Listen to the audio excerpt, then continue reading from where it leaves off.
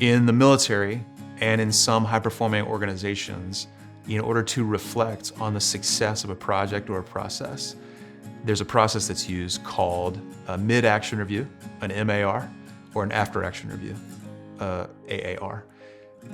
At the Forest School, our learners in the elementary, middle, and high school studios actually go through this process as well, 2 times a year.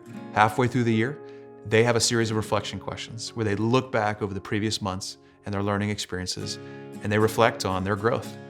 And then they have a chance to share that and share those stories with their parents and their caregivers. After action review is the same. They have a chance to look over the entire year. And it's a chance really for them to think about their own thinking. There's a quote by a famous education researcher and school founder that says, learning doesn't happen from experience, but by reflecting on experience.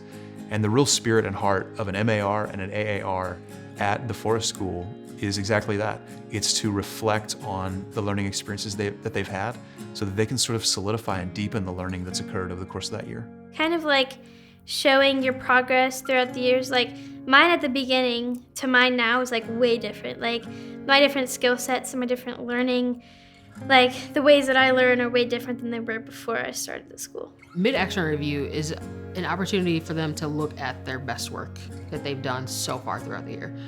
Also too, to help them reflect and think, I started here and I'm here, but should I be further? Should I take a step back? So mid-action review is a good way to just reflect. For us in elementary, it's a survey that heroes fill out, and it goes out to parents to kind of talk about what we've done for the first half of the school year.